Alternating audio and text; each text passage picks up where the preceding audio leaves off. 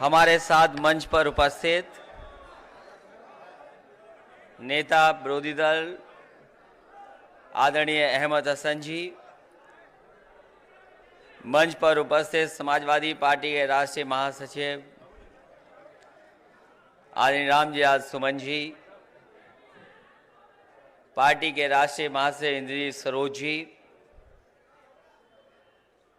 आदरणीय दयाराम पाल जी, पूर्व मंत्री विधायक अवधेश प्रसाद जी, संचालन कर रहे हमारे पार्टी के प्रदेश के अध्यक्ष नरेश उत्तम जी, मंच पर उपस्थित पूर्व सांसद, पूर्व विधायक, मंत्री, जिनके आने से इतनी बड़ी संख्या में जो लोग मौजूद हैं पार्टी कार्यालय में, राम प्रसाद चौधरी जी, अरविंद कुमार चौधरी जी, दूधराम पूर्व विधायक जी, जितेंद्र कुमार उर्फ नंदू चौधरी जी, राजेंद्र चौधरी जी पूर्व विधायक, श्रीमती लता देवी जी, विपिन कुमार शुक्ला जी, काविंद चौधरी जी, अजय प्रताप चौधरी, सुशांत पांडे जी, विक्रम पांडे जी, उमेश पांडे जी, अनिल कुमार, राम प्रसाद पासी जी, राम मुनीजर चौधरी जी, सुदर्शन पासी जी, मैं इन सभी लोगों का बहुत बहुत आज समाजवादी पार्टी में स्वागत करता हूं। मैं राम प्रसाद चौधरी जी, उनके सभी सहयोगी साथी और बड़ी संख्या में जो कार्यकर्ता नेता शामिल हुए हैं, मैं सबका धन्यवाद और आभार प्रकट करता हूं।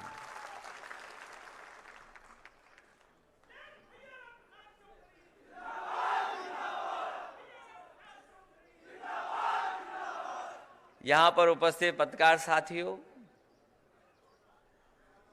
हमारे सभी कार्यकर्ता साथी, ये जैसे जैसे मौसम खुलेगा वैसे वैसे आप पार्टी में गर्माहट देखते नजर आएगी आपको। मौसम खुलता जा रहा है,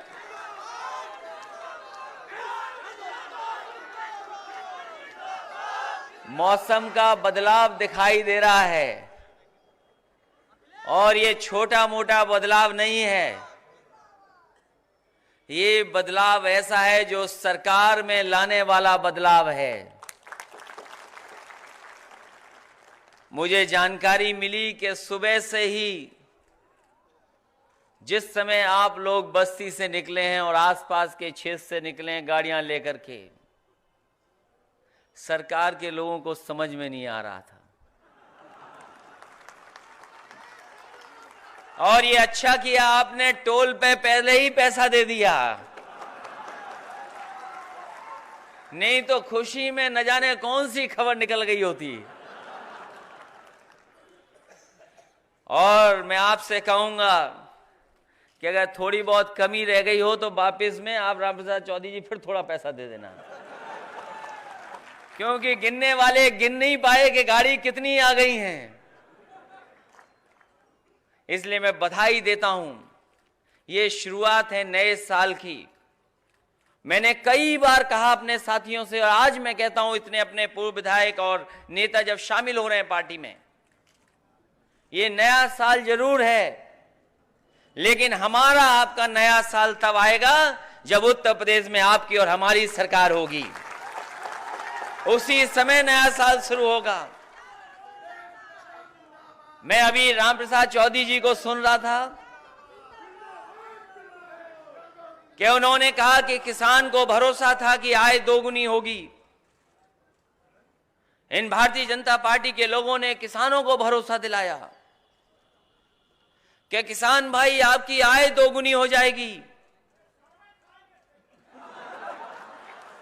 किसान ने भरोसा कर लिया, हम आप जैसे लोगों ने बहुत समझाया, लेकिन हमारे गांव के गरीब किसान ने भरोसा कर लिया और उन्हें सत्ता में पहुंचा दिया। और केवल एक सरकार नहीं बनी, उत्तर प्रदेश में तो बनी, दिल्ली में दोबारा मौका दे दिया, दिल्ली में दोबारा मौका मिल गया बताओ हमारे किसान भाइयों, सरकारें उनकी बन गई, लेकिन गरीब और किसान को क्या मिला? धान किसान तो बर्बाद हो ही गया,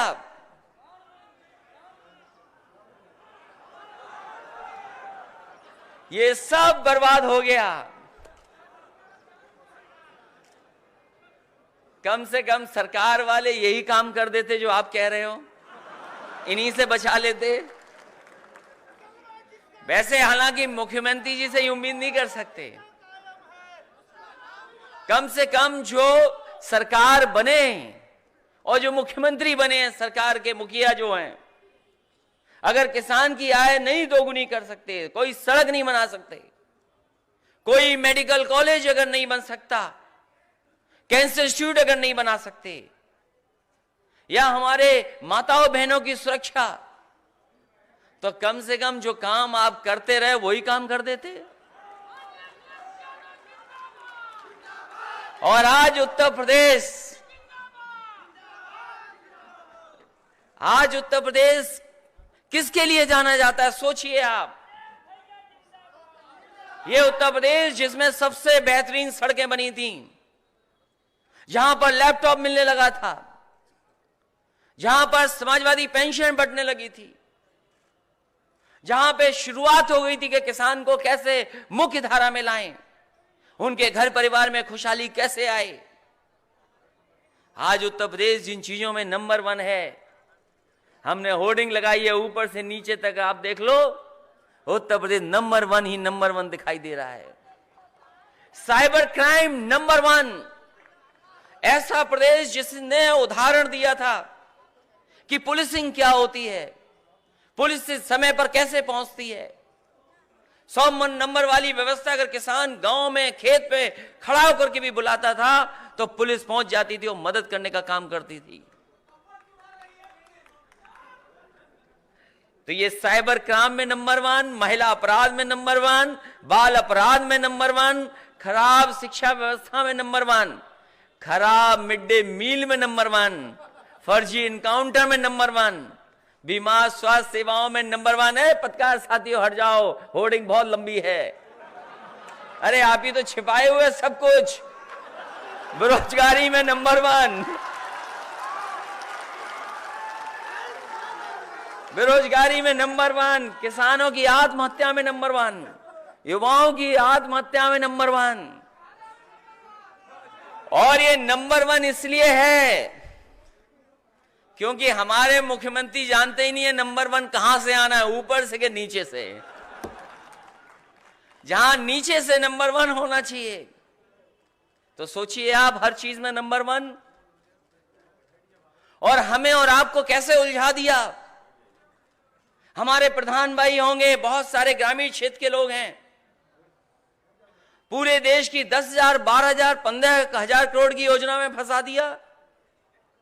आप बताओ, जहां भी समाजवादियों ने जो लैपटॉप दिए थे, आज चलने के नहीं चल रहे हैं, बताओ आप। हम समाजवादियों ने लैपटॉप दिए, उन्होंने शौचालय दिए हैं। बताओ शौचालय चल रहे हैं कि बंद हो गए? समाजवादियों का आज भी लैपटॉप चल रहा है और इनका शौचालय नहीं चल पा रहा है।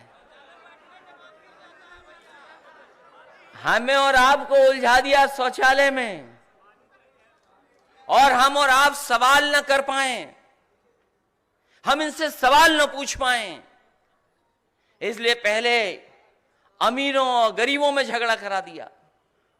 हमारे गरीब किसान, गांव में रहने वाले लोग ये समझने लगे कि ये जो नोटबंदी है, ये नोटबंदी से अमीरों का पैसा छिन जाएगा और गरीबों को मिल जाएगा। हम आप सब लाइन में लग गए। बताओ कितने किसानों का भला हुआ? किसी को लाभ पहुंचा हो तो बताओ। और जो सपना दिखाया था कि भ्रष्टाचार खत्म हो जाएगा, आतंकवाद खत्म हो जाएगा और विदेश से भी काला धन वापस आ जाएगा, बताओ क्या हुआ नोटबंदी से? हम आप सब लाइन में लग गए थे। राष्ट्र के नाम पर, देश के नाम पर लग गए लाइन में। बताओ 100 नंबर में भ्रष्टाचार ज्यादा हो गया कि नहीं हो गया? और फिर तैयारी है कि नई तैयारी कर दी, नई तैयारी। और तैयारी सोचो कैसी कर दी कि सब लाइन में लगेंगे अब कागज के लिए। पहले नोट के लिए लगे थे लाइन में, और अब कागज के लिए लाइन में लगाने की तैयारी कर दी। आपकी हमारी सबकी तैयारी कर दी। हम इनसे जानना चाहते हैं। दबी जवान से पूछते हैं और कहते हैं कि समाजवादियों को पता ही नहीं है ये सीएए क्या है, एनआरसी क्या है। हम उन्हीं बुद्धिजीवी भारतीय जनता पार्टी के लोगों से जानना चाहते हैं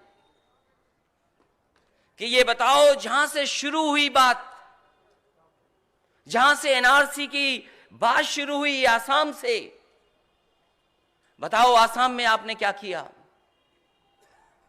आसाम के लोगों को झगड़े में लगा दिया कि नहीं लगा दिया आपने? जब भारतीय जनता पार्टी को पता लग गया कि सूची में हिंदू ज्यादा हैं, मुस्लिम कम हैं, तो बताओ संविधान को बदला कि नहीं बदला? क्योंकि उनके पास सूची थी, और जब सूची देख ली उन्होंने कि हिंदू कितने, मुस्लिम कितने हैं, हमारे देश की नागरिकता जो बाबा भीमराव अंबेडकर और तमाम लोग, राष्ट्रपिता महात्मा गांधी, जो देश का संविधान बना, कहीं हमारे धर्म के आधार पे भेदभाव नहीं था। इन भारतीय जनता पार्टी के लोगों ने बहुमत मिल गया, इन्होंने धर्म के आधार पे भेदभाव किया। आसाम के लोग क्या चाहते थे और क्या कर दिया आपने? और एक हिस्से में तो लागू ही नहीं है सीएए। क्या हमारे साथी जानते हैं? आसाम में ही एक हिस्से में लागू नहीं है, और अगर उस हिस्से में जाना चाहेगा कोई, हम और आप भी, तो आपको हमको परमिट चाहिए होगा। बताओ परमिट की व्यवस्था भारतीय जनता पार्टी ने की है कि नहीं की है? आप तो कहते थे कश्मीर में हम 370 हटा करके सीधा सीधा कोई भी जा सकता है। तो बताओ आसाम में क्या आप एक हिस्से में, अगर हम और आप जाना चाहेंगे तो वहां पर आपको हमको परमिट चाहिए होगा। बताओ परमिट की व्यवस्था भारतीय जनता पार्टी के लोगों ने किया है कि नहीं की है? और नॉर्थ ईस्ट में कई हिस्से हैं जिसमें बिना परमिट के आप नहीं जा सकते। भूल जाइए, उत्तराखंड में क्या करोगे? जमीन लोगे, पहाड़ पे नहीं मिल ले सकते आप। ये पूरे देश को उलझा के रख दिया इन्होंने।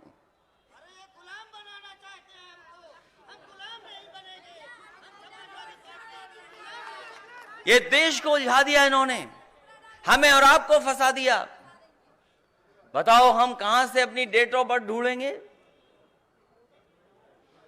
ये हमारे गरीब बैठे हैं, किसान भाई बैठे हैं, जानते हैं डेट ऑफ बर्थ कैसे बनाई जाती है। जिस जमाने में बहुत सारे लोग पैदा हुए, कैलेंडर ही नहीं देखा होगा, बस त्योहार के हिसाब से बता दिया कि दिवाली से पहले 2 दिन पहले जन्म हुआ था, तुम्हारा दिवाली के 2 दिन बाद जन्म हुआ था। यही तो सच्चाई है। बताओ हमारे सांस्कृतिक प्रकोष्ठ के बैठे हैं, बताओ अपने पिताजी का कहां से ढूंढ के लाओगे डेट ऑफ बर्थ? कहां से लेकर के आओगे? और जो गांव में घर है आपका, बताओ गांव में जो घर है आपका किस पे कागज है? बताइए किस पे कागज है? बताओ। जो घर बन गया सो बन गया, क्योंकि हम तो आजादी के बाद से आजाद हुए, हमने घर बना लिया। कहां से कागज ढूंढोगे? हम और आप गरीब लोग तो चलो कागज नहीं ढूंढ पाए, और ना कागज हैं हमारे पास। बड़े बड़े राजा महाराजा हैं, उनके पास भी कागज नहीं है। बताओ बड़े राजा महाराजाओं पे महलों के कागज हैं क्या उनके पास?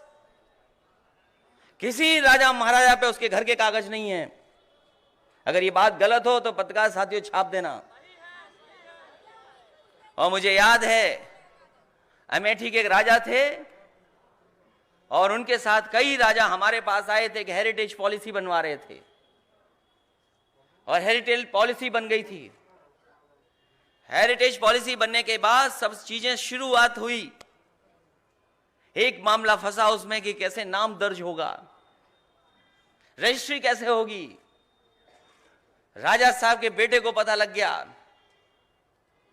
कि कहीं ऐसा तो नहीं ये महल उनके नाम पे चला जाए, हम घुस ही ना पाए।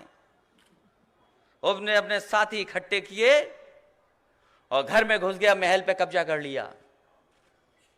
मुझे पीएससी लगानी पड़ी, 1 महीने में राजा साहब को अंदर कर पाए हम, क्योंकि कागज सही नहीं। और बेटे को लगा कि शायद ये कागज पिताजी बनवा लेंगे तो हम बाहर रह जाएंगे, हम घुस ही नहीं पाएंगे अंदर। बताओ ये कहानी हुई थी कि नहीं हुई थी अमेठी में? तो महलों के कागज नहीं है लोगों के पास, और गरीबों को, इसलिए ये जहां मुसलमान भाइयों के साथ भेदभाव है, वहीं आम गरीब के खिलाफ है ये कानून। सीए और एनआरसी आम गरीब के खिलाफ है। हमारे साथ दोनों लोग सांसद रहे हैं, उनके भाई हमारे साथ आदरणीय रामजी सुमन जी बैठे हैं। एक समय लोकसभा में बहस हुई कि जब जनगणना होने वाली बात थी, हम सब चाहते थे कि जाति जनगणना हो जाए, लेकिन कांग्रेस ने नहीं होने दी और आंकड़े भी बाहर नहीं आए। फिर जनगणना होने जा रही है, लेकिन फिर हमारी आपकी गिनती नहीं हो रही। और गिनती इसलिए नहीं हो रही है क्योंकि वो जानते हैं कि जिस दिन इस देश की जातियों की गिनती हो जाएगी, उस दिन हिंदू और मुसलमान का झगड़ा खत्म हो जाएगा। कोई हिंदू मुसलमान झगड़ा नहीं करेगा, इसलिए नहीं गिन रही हैं लोग। जिस दिन जातियां गिन जाएंगी तो यादव भाइयों से भी कोई नाराज नहीं होगा। ये जो बीजेपी वाले कभी कभी बांट के राज करना चाहते हैं, ये जो हमारा साथी कह रहा था कि हम गुलाम नहीं होंगे, ये भारतीय जनता पार्टी के लोग अंग्रेजों से सीखे हैं। अगर अंग्रेजों ने कहा कि डिवाइड एंड रूल, तो वही रास्ता अपनाया है कि कभी जातियों की लड़ाई करा दो, कहीं धर्म की लड़ाई करा दो।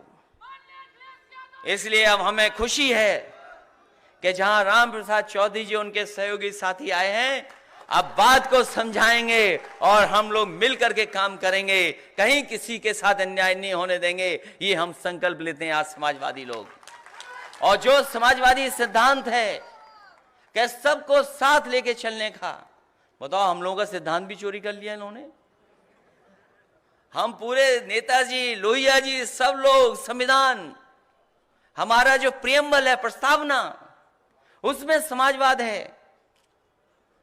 हम लोग समझाते रहे, नहीं समझा पाए, लेकिन बीजेपी के लोग आए और टीवी पे प्रचार किया, कहा कि सबका साथ सबका विकास। लोगों को लगा यही सच्चे समाजवादी हैं, सबका साथ सबका विकास। और फिर अपना क्या किया हमारे मुख्यमंत्री जी ने, बताओ। हमारे बाबा मुख्यमंत्री जी बहुत अच्छे हैं, केवल नाम बदलना जानते हैं। किसी को अगर नाम रखवाना हो तो दरखास्त लिख के हमें दे देना, हम चिट्ठी पहुंचवा देंगे। बताओ, घाघरा नदी कोई आपने तो हम थोड़ी रखा था, कभी पूर्वजों ने रखा होगा।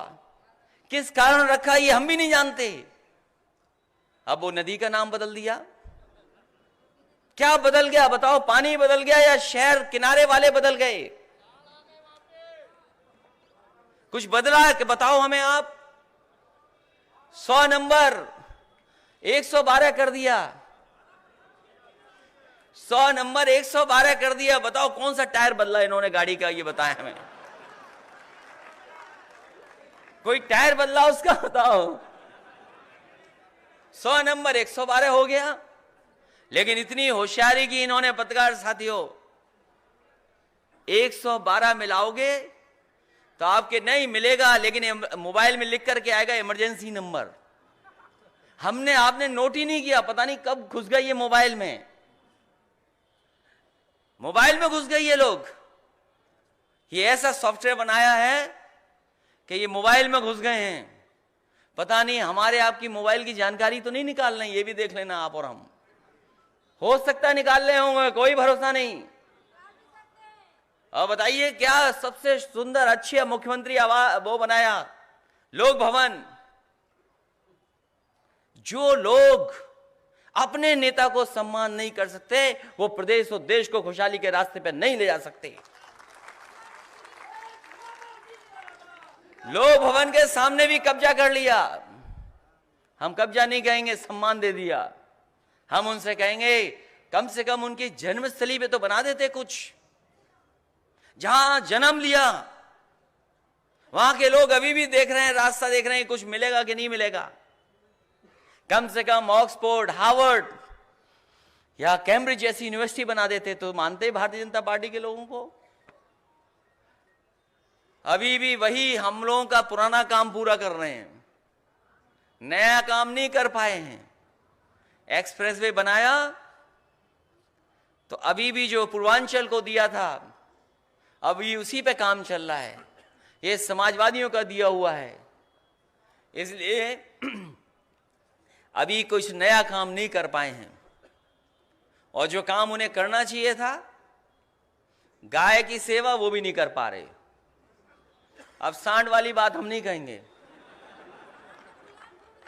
देखो, सांड वाली बात अगर कहना शुरू कर दिया तो कहीं बात और जगह पहुंच जाएगी, इसलिए हम नहीं चाहते कि उन तक पहुंच जाए वो बात।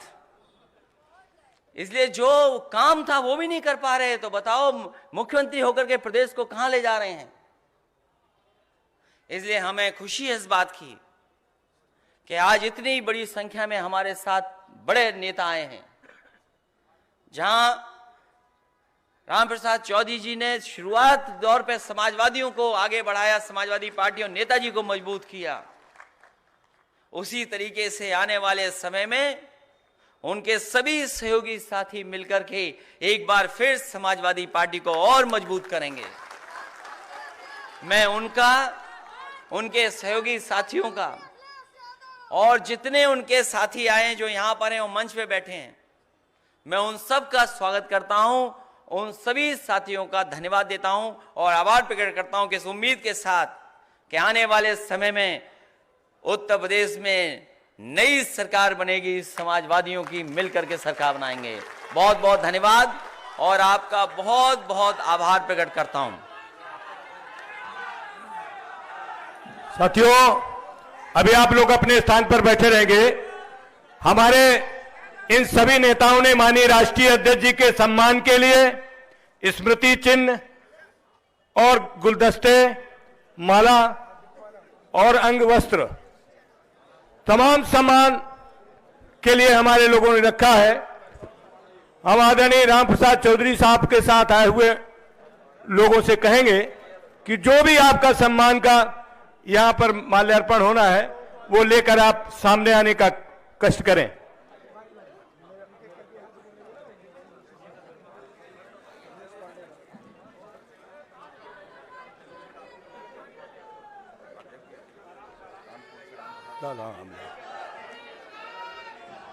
और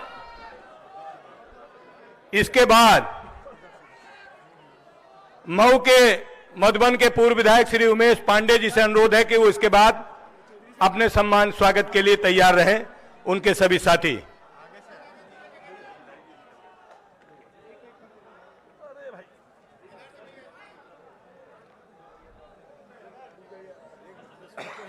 माननीय रामप्रसाद चौधरी साहब के साथ आए हुए सारे लोगों का स्वागत है, सबका अभिनंदन है। जोरदार तालियों के साथ माननीय अखिलेश यादव जी का हम सभी स्वागत करते हैं। इसके बाद श्री उमेश पांडे जी,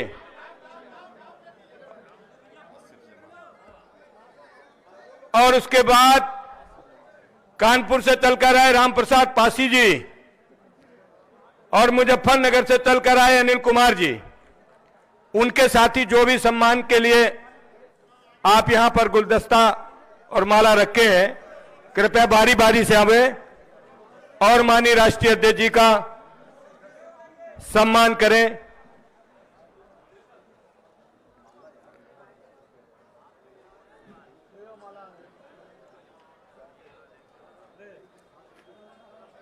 बहुत से साथी हमारे मंच के बाहर भी माननीय राष्ट्रीय अध्यक्ष जी के सम्मान में अपना जो भी प्रतिमा या चित्र लेकर आए हैं, उन सब का भी हम सम्मान करते हैं। और उनका भी सबका हम स्वागत करते हैं। आप जाओ विधायक जी, आप जाओ, आगे जाओ, इनको आगे जाने दो, ये तो शामिल हुई है ना। हाँ, बारी बारी से सब लोगों का ग्रुप हो जाएगा।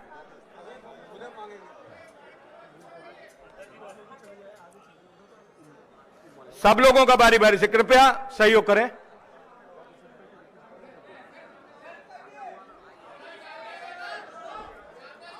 सामने हटिए, सामने हटिए।